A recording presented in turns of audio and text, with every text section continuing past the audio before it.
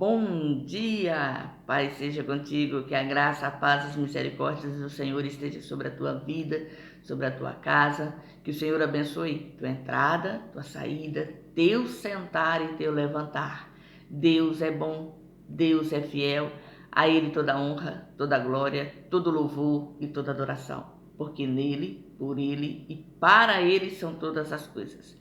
Que os nossos olhos estejam voltados aos céus, nossos ouvidos sensíveis à voz do Espírito Santo e o nosso coração sedento por ouvir a palavra do Senhor, que é viva e eficaz. Que o Senhor possa te abençoar nesse dia de hoje, derramando sobre a tua vida, sobre a tua casa, bênçãos sem medidas. Amém? Louvado seja o nome do Senhor Jesus Cristo. A Ele toda honra, glória, louvor e adoração. Antes de entrar na meditação da palavra, vou deixar o meu pedido, o meu recado. Não se esqueça de deixar o seu like, ele é muito importante, pois ele nos dá visibilidade. Ele nos ajuda a alcançar mais vida. Comente, compartilhe. E você que ainda não é inscrito nesse canal, se inscreva. Nos ajude a propagar o Evangelho da Salvação. O nosso intuito, o nosso objetivo, fazer o ID do Senhor. Levar a palavra do Senhor a toda criatura, porque aquele que crer e for batizado será salvo. Que nós possamos fazer a vontade daquele que vive e daquele que reina, ser instrumentos da bondade e da misericórdia do único e suficiente Salvador, nosso Senhor e Salvador Jesus Cristo. Amém? Louvado seja o nome do Senhor. Vamos meditar? Hoje a palavra do Senhor ela se encontra no livro de Ezequiel, capítulo 9.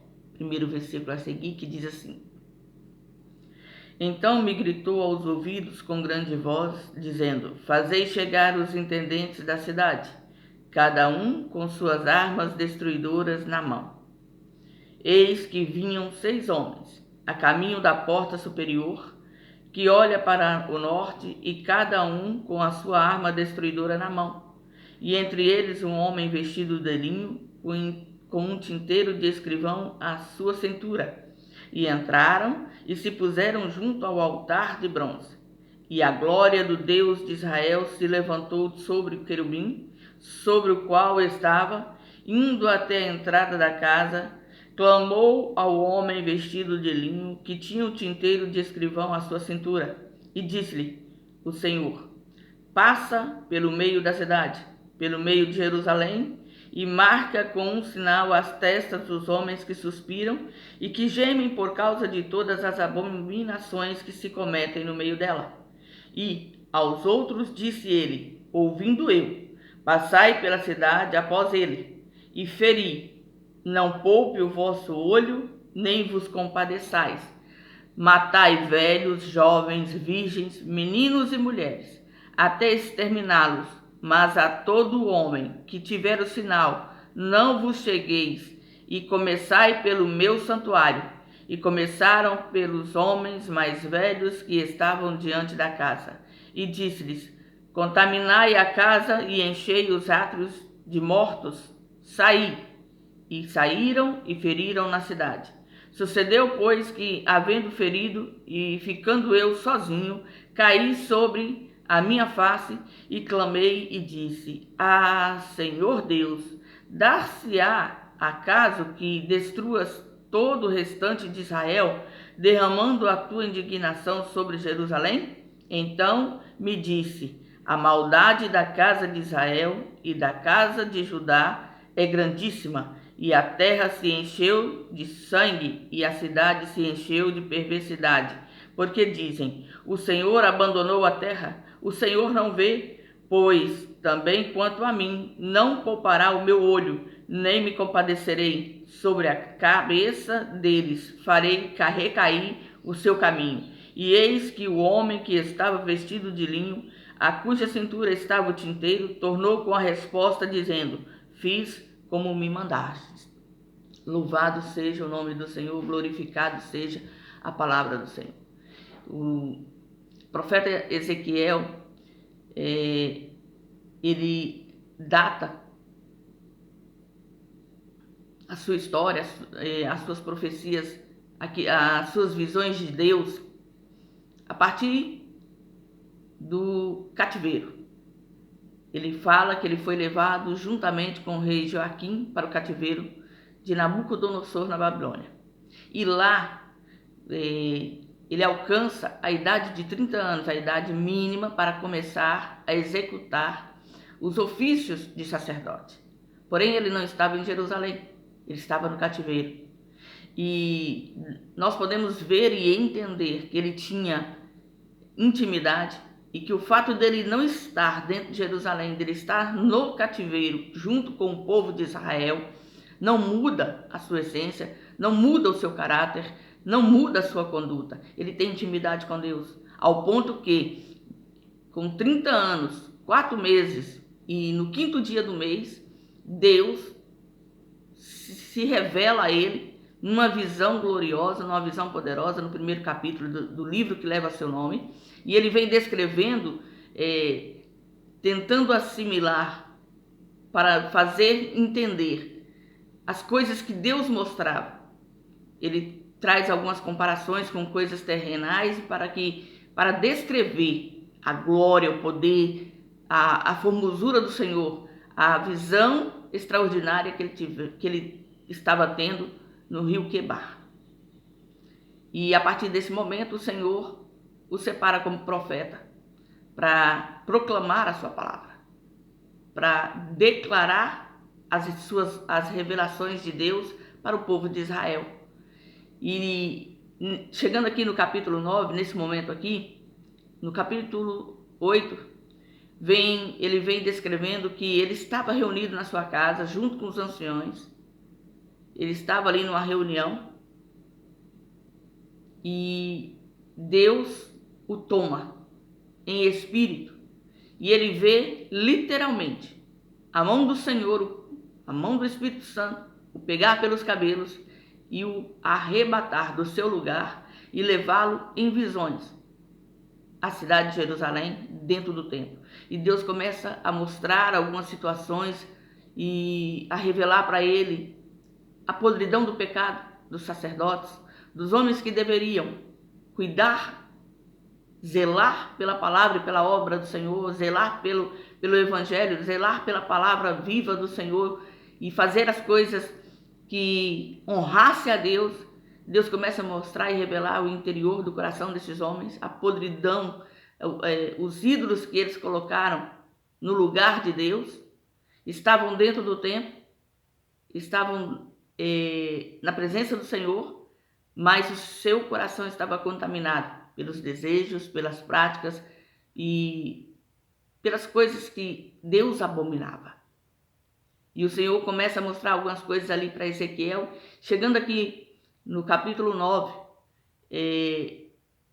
ele vê o Senhor, a glória do Senhor dentro do templo e a voz que grita aos ouvidos dizer para que os homens preservassem o justo.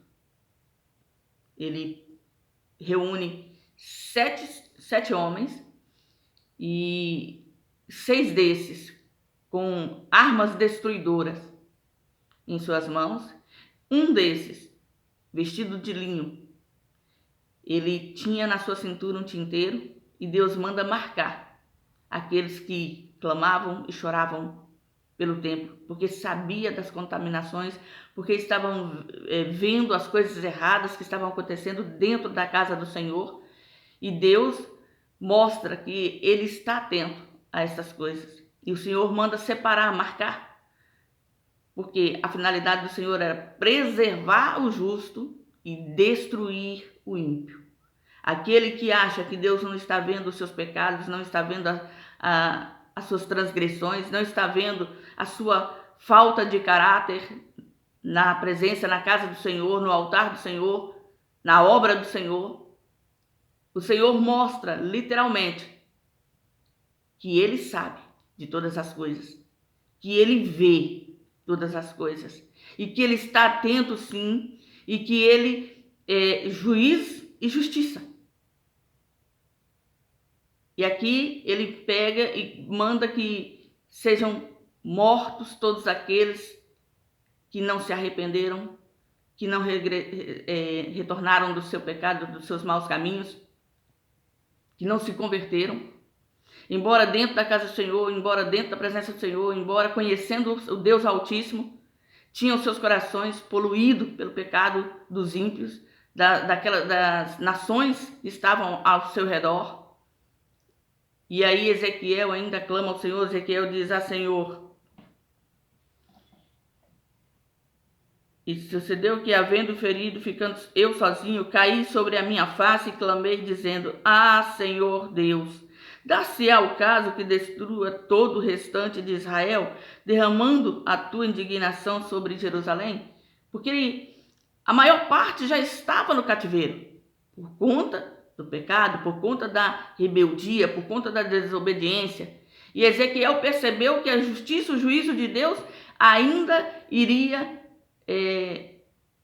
ser ali aplicada àqueles que ficaram para trás, porque eles não se converteram. Eles viram os seus irmãos sendo levados para o cativeiro, eles viram Deus permitir a destruição de Jerusalém, a destruição de Israel, por conta que eles se afastaram, eles se entregaram ao pecado, às coisas da carne, às obras da carne. E Ezequiel percebe que o Senhor ali, aqueles que ficaram para trás, estavam sendo... estava acontecendo que o Senhor estava aplicando a sua justiça sobre a vida deles. E ele percebeu que a maior parte, se não quase todos, estavam morrendo, porque o Senhor estava agindo com justiça naquele momento.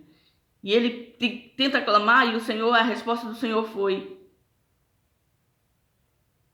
a maldade da casa de Israel e de Judá é grandíssima, e a terra se encheu de sangue, e a cidade se encheu de perversidade, porque dizem: o Senhor abandonou a terra, o Senhor não vê.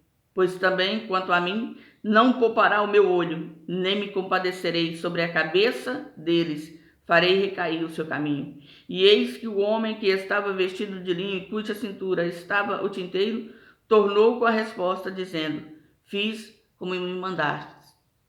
Querido, Deus vê, Deus sabe todas essas coisas.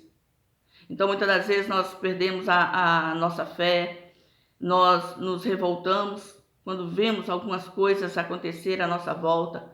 E eu quero te dizer que, ao invés de julgar, de pesar, de condenar, de ficar irritado, de ficar com cara amarrada, comece a orar ao Senhor, para que o Senhor dê a capacidade àqueles que um dia serviram ao Senhor com integridade de coração, mas se desviaram dos caminhos do Senhor, mesmo estando dentro da casa do Senhor, que o Senhor possa arrancar as escamas dos seus olhos, possa transformar o coração de pedra no coração de carne. Não seja você um juiz, mas seja você alguém que clame pelo seu irmão. Não julgue, mas ore. Peça a Deus para que tenha misericórdia. Ezequiel sabia dos pecados de Israel. Ezequiel sabia que tudo que estava sucedendo e acontecendo na sua vida e na vida de Israel era consequência de rebeldia, de pecado. Ele sabia que Israel não estava injustamente no cativeiro. Pelo contrário, a justiça de Deus se manifestou sobre a casa de Israel. Mas no momento em que ele está vendo aquela visão, onde o Senhor está matando aqueles que estão em pecado, aqueles que estão fazendo transgressões dentro da casa do Senhor, na presença do Senhor, ele clama, ele ora. Mas o Senhor disse que ele é juízo e justiça, que as coisas não estão sucedendo porque ele deliberou simplesmente que iria fazer assim, mas era consequência das atitudes daqueles que não conheciam a palavra do Senhor e não queriam se converter à presença do Senhor. A palavra do Senhor vem dizendo que tudo que semearmos nós vamos colher, que tudo que nós plantarmos vai nascer. Por isso é que nós temos que cuidar e olhar qual é a semente que estamos lançando, para termos alegria no dia da colheita, e não dor e sofrimento por termos plantado espinhos e abrolhos. Que nós possamos refletir na palavra do Senhor. O profeta Ezequiel foi um profeta que Deus usou ele como sinal para o povo de Israel. Se você estudar e meditar na palavra do Senhor, no livro do profeta Ezequiel, você vai ver que houve algumas situações que ele teve que fazer algumas coisas para que o povo entendesse que ele era sinal de Deus para a vida deles, para que eles tivessem que o despertar e se consertar diante do Senhor. Teve uma certa feita que o Senhor pede para ele simular uma mudança, mas uma mudança inusitada. Ele iria sair de noite, ele não iria sair pela porta, ele teria que abrir uma parede, um buraco na parede, perdão, para colocar a sua mobília para fora. E ele foi fazendo, conforme Deus foi mandando, para que o povo ficasse curioso e perguntasse o que era aquilo, qual é o significado daquilo. E Deus trazia a revelação em tudo aquilo que ele fazia. Em um dado momento, o Senhor fala para ele: olha, vou recolher aquela quem tu amas, mas não é para chorar, não é para prantear. E quando o povo te perguntar por que disso, você vai dizer para eles assim, assim, assim. E assim sucedeu. O Senhor, e Deus falou com ele de manhã, de tarde, a esposa dele faleceu. E ele não pôde chorar por ela. Ele não pôde prantear a sua morte. Por mais que ele a amava, ele tinha que obedecer aquilo que Deus estava falando com ele. Para que Israel olhasse para ele e visse ele como um sinal de Deus para a sua vida. Para que eles se posicionassem e retrocedessem dos seus maus caminhos e voltassem a fazer a vontade do Senhor. Porque Deus não quer que o homem pereça, mas Ele quer que o homem tenha o conhecimento da verdade e seja salvo. Que nós possamos ter os nossos olhos voltados aos céus, ter os nossos ouvidos sensíveis à voz do Senhor. Porque a vontade do Senhor, ela é boa, perfeita e agradável. Quando nós ouvimos a sua palavra, quando nós buscamos a sua presença, quando nós nos posicionamos na sua vontade, o Senhor nos guarda, o Senhor nos livra, o Senhor nos conduz. E a nossa vida é transformada pelo poder do seu nome, pela presença do seu Santo Espírito. Quando nós vivenciamos as suas diretrizes, os seus princípios, Ele nos guarda, Ele nos livra, Ele nos abençoa. Não quer dizer que coisas ruins não vão mais acontecer. Não quer dizer que nós não vamos passar por enfermidades, por momentos de dificuldades. Quer dizer que, apesar da circunstância e da situação, nossa confiança estará em Deus. Os nossos passos serão guiados pelo Espírito Santo. A nossa vida estará nas mãos daquele que tem todo o poder nos céus, na terra, nos mares e sobre tudo que neles há. E como nós pertencemos a Ele, nós sabemos que a nossa vida não é só aqui, não é só esse momento, não é só o agora, mas é a eternidade com o Pai. É passar a eternidade ao lado do Senhor dos Exércitos, louvando e adorando. Que os teus olhos sejam abertos em Cristo Jesus, que o teu coração esteja sedento pela presença do único e suficiente Salvador. E você que ainda não se rendeu aos seus pés, você que ainda não conhece o Rei dos Reis, o Senhor dos Senhores, abre o seu coração, busque a presença do Senhor, porque esse vazio na alma, esse buraco que você sente na alma, essa dor que parece que não tem nada que cesse, não tem nada que cure, apesar de você ter procurado tantas outras coisas para poder se aliviar. O lugar do Senhor Jesus é dele. Nada pode ocupar o lugar do Senhor Jesus. E quando você entregar a sua vida para Ele, e quando você permitir que Ele entre em seu coração, limpe a sua alma, transforme a sua vida, você verá que realmente tudo o que nós precisamos é do Senhor Jesus. Porque sem Ele nada podemos, nada faremos e nada somos. Jesus te ama, querido. E Ele quer que você se renda aos seus pés. Entregue a sua vida em suas mãos. e permita que Ele conduza os seus passos. Jesus disse assim, aquele que quiser vir após mim, negue-se a si mesmo, tome cada dia a sua cruz e siga-me. Que você possa tomar a decisão em Cristo Jesus nesse momento e confessá-lo como seu único e suficiente Salvador, render-se aos pés da cruz e permitir que Ele cuide, que Ele zele, que Ele limpe, que Ele lhe corrija, que Ele lhe transforme. Porque Ele tem o poder de fazer na sua vida algo extraordinário e sobrenatural. Se você der ouvidos à sua voz e crer no poder do seu nome, você verá a glória do Senhor. Que essa palavra seja para o teu coração e que você possa tomar a decisão em Cristo, permanecer fiel, resistente, resiliente, firme na palavra do Senhor. Amém? Louvado seja o nome do Senhor Jesus Cristo. Eu agradeço a sua atenção e peço a você que continue abençoando as nossas vidas, deixando o seu like, compartilhando a mensagem. E você que ainda não é inscrito no canal, se inscreva. Nos ajude a propagar o Evangelho da Salvação. Esse é o nosso objetivo, fazer a vontade do Rei. Amém? Louvado seja o nome do Senhor. Tenha um dia cheio da graça, do poder e das misericórdias do Senhor. Fica na graça e na paz.